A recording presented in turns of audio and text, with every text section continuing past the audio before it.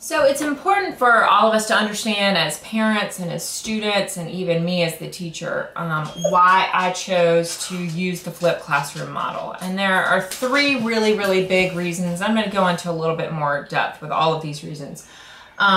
First of all is the Common Core curriculum. And you've heard, I'm sure, a lot about Common Core and Wake County and North Carolina shift into Common Core. It's not as big in social studies as it is in math and in language arts and even in the new national science standards, but we're still really seeing a shift. And that shift is not necessarily coming in with the information that we're teaching, but it's coming in with how we teach that information. So we're really changing the focus of our curriculum from being a content curriculum to a skills curriculum. So, you know, map skills and reading skills and analyzation and critical thinking are supposed to be a part of the everyday structure in the classroom. I still feel like that there is a push for a lot of content. Our end of the year test covers, you know, from colonization all the way through modern times. So that content piece is still there. I think that most kids have a pretty easy time with the content, so that it's my responsibility as a teacher to really work on developing their skills. And flipping the classroom allows me to do that because I can deliver my content through the videos online, and the kids can look at the content, you know, based on their speed and what they need. And then they can come to the class and I can help them to develop the skills that they need to go along with that content. And then there's this 21st century skills piece. And 21st century skills, of course, helps to prepare our students for their jobs and their futures. And the majority of these kids are gonna really need to know how to use and have access to technology.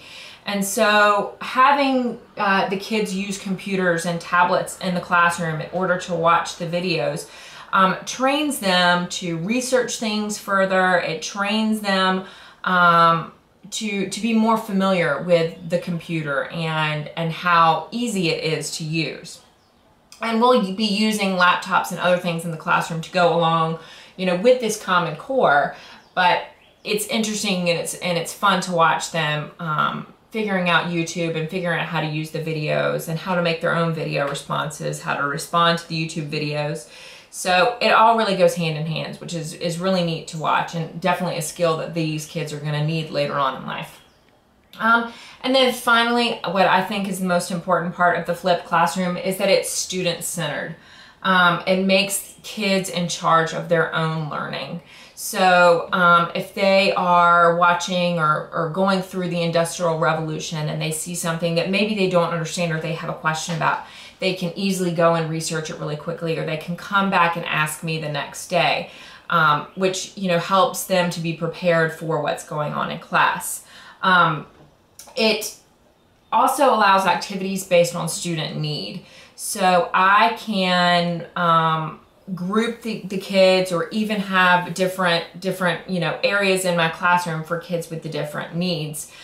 Social studies is a heterogeneous class and is that way through most of high school as well, meaning that you have your honors kids mixed with your regular kids, mixed with, I mean, it's a whole basket that you have. And so it's important for me as a teacher to target my lessons and target my activities to those different groups, which is difficult to do. And delivering the lecture online or through the video helps to give me that time in class to, you know, help the kids that might need help with their reading skills and to provide my really high-level thinkers with some more critical thinking questions and ideas.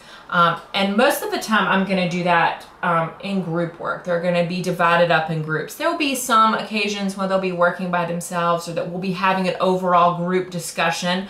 But that group discussion is going to come after the kids have all watched the videos and they have done whatever piece of their analyzation is, whether it's learning how to read a primary source or applying a primary source to a document-based question.